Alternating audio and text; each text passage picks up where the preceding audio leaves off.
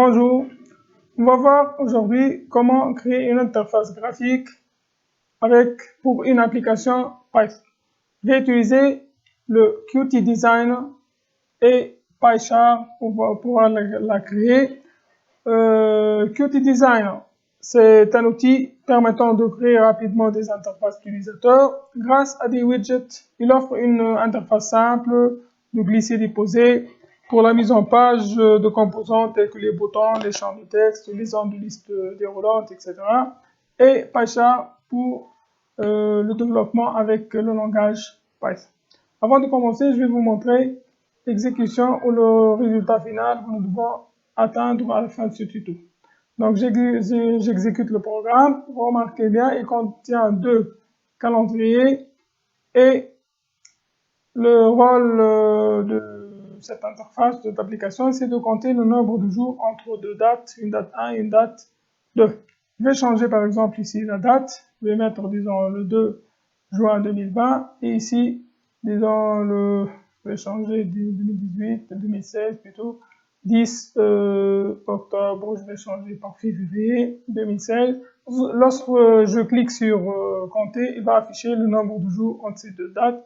Je vais changer par exemple avec une autre date. Vous remarquez bien qu'il change automatiquement. C'est le résultat final que nous devons atteindre à la fin de ce tuto. Donc je quitte. Tout d'abord, commençons par démarrer Qt Design pour la création de l'interface. Nous avons plusieurs possibilités ici. Je vais choisir Main Window, Create. Donc ici, on a besoin d'ajouter les calendriers. Je trouve ici en bas Widget, Calendar Widget pour la deuxième date. Ensuite, on a besoin d'une zone de texte. Je vais mettre Line Edit pour l'affichage du texte ou de nombre de jours et un bouton. Je vais mettre button, push button et je vais agrandir le bouton plutôt. Donc on peut mettre en forme bien sûr, par exemple pour changer le texte, je clique double et je mets par exemple le verbe, disons, le verbe compter. Pour mettre en forme, je peux cliquer ici, mettre par exemple font size, je vais mettre, disons, cette taille, 21. Et ici aussi, je veux mettre une autre taille, la taille 21, disons, 18 ou 19. Et voilà, je vais tester maintenant l'interface. Review. Maintenant, l'étape la plus importante, c'est de donner des noms à ces objets utilisés. Donc, le calendrier 1, elle s'appelle, je vais effacer font, il m'affiche le nom de l'objet, elle s'appelle calendar widget, je vais l'appeler calendar 1. La deuxième pour calendar 2. Ce genre de texte, je vais l'appeler par exemple nombre de jours, MB jour. Et le bouton, je vais l'appeler B compter, B disons. Maintenant, je vais lancer le logiciel PyCharm. C'est un éditeur de texte permettant de développer avec plusieurs langages de programmation et surtout Python. Donc, je vais créer un nouveau projet. Donc, ici, sur le bureau, je vais choisir par exemple le bureau. Je vais mettre projet, disons projet. Projet 1 et je crée this window.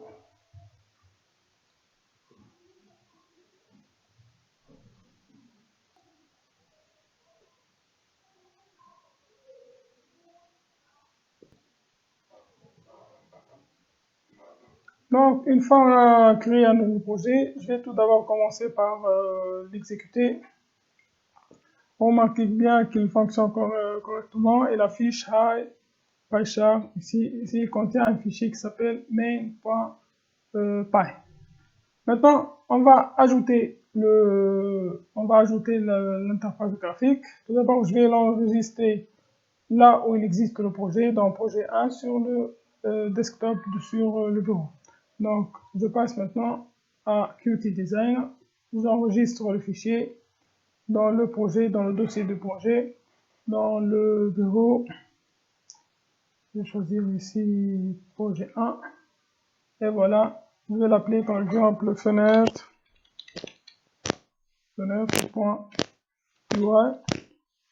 Ça y est, le projet. Maintenant, je passe à PyCharm. Vous remarquez bien ici que nous avons le fichier fenêtre.ui.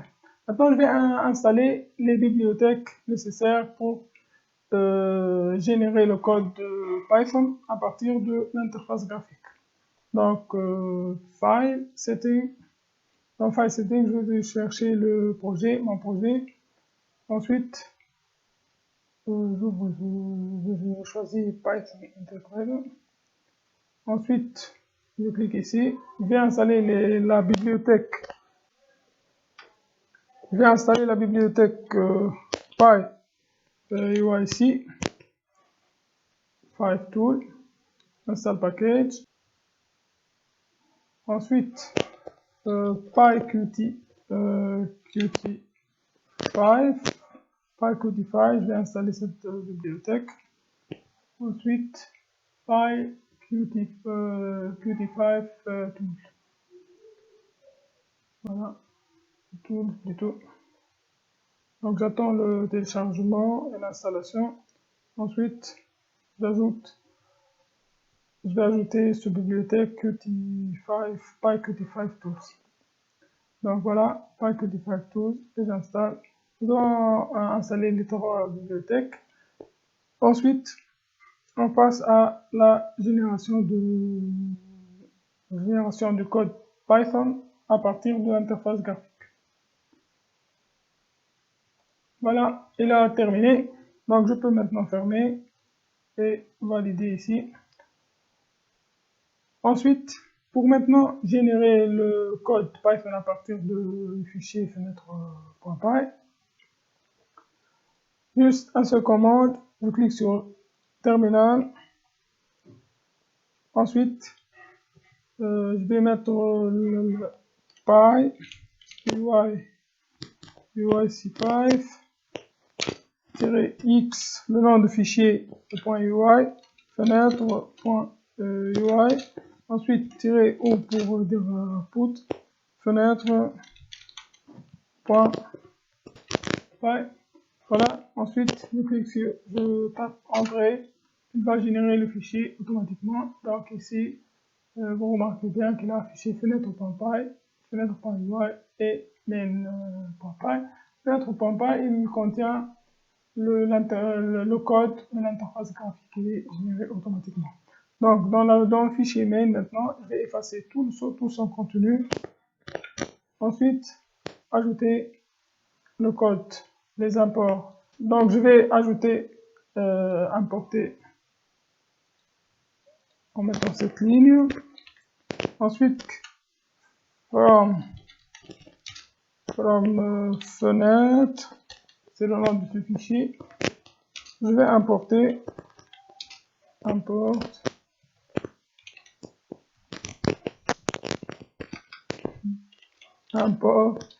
le nom de la classe. Je retourne ici, je cherche le nom de la classe, vous remarquez bien, voilà, il s'appelle UI et les copy and paste. Ensuite, je vais copier ce qui est à la fin du fichier, au bas du fichier, copy. Ensuite, paste. Et voilà. Je vais mettre mon code ici avant la dernière instruction system exit. Et j'exécute. Donc, il m'affiche la fenêtre créée. D'accord. Ensuite, à partir des choix de l'utilisateur, lorsqu'il choisit la date, la première date et la deuxième date, je vais avoir ou récupérer les valeurs introduites par l'utilisateur ensuite pour les utiliser pour compter le nombre de jours entre les deux. Donc, commençons par la création d'une fonction. Je vais l'appeler par exemple afficher. Dans cette fonction, je vais récupérer les valeurs. Par exemple, jour 1 égale à UI. La zone de texte ou le calendrier, elle s'appelle calendar1. Point getText, plutôt select date, la date sélectionnée, point day, voilà, elle est pour récupérer le jour. Ensuite, mois, disons, mois 1 égale la même chose, UI.calendar1, point select date, point month. Ensuite, pour l'année, année 1 double égale à UI.calendar1.selectDate.heure. Je vais copier-coller tout ça pour récupérer la deuxième date avec copy et paste. Je vais changer juste les valeurs à 2.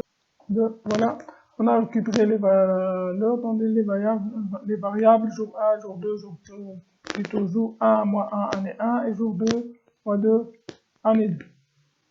Maintenant, dans la zone de texte, je vais afficher par exemple la première date.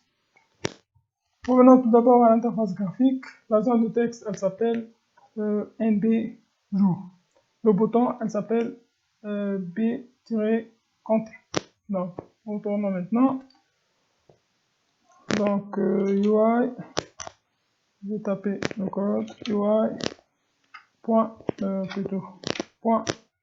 la zone de texte, elle s'appelle mbjour, point set texte. Quel est le texte que je vais mettre? Par exemple, je vais mettre hello ici. Ensuite, je vais changer par la suite. Je vais ajouter le déclencheur de l'événement du bouton. Donc, pour ce faire, j'écris UI. Comment ça s'appelle, bcompter, point click. Donc, si ce bouton est cliqué, connecte à la méthode ou plutôt la fonction afficher. Donc, afficher sans paramètres. N'oubliez pas de ne pas mettre les paramètres, c'est-à-dire ne pas mettre les parenthèses. Donc, j'enregistre, j'exécute. Et maintenant, lorsque je clique sur le bouton, il affiche hello.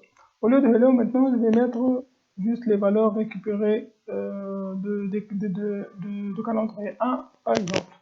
Donc, au lieu de mettre celle-là, je vais mettre la valeur, disons, jour 1, plus, slash, plus, disons, année 1, et c'est tout. On enregistre. Voilà, je clique. Donc, il n'a pas affiché, il y a une erreur. Donc, annulé. Je vais tester. Donc, jour 1, voilà, transformé en str, en string, en une chaîne de caractères. If pour mois 2, str 2 mois 2, 2 mois 1 plutôt, et str 2 année 1. J'enregistre, j'exécute. Donc, voilà. Si je change la date, disons le 12, le 25.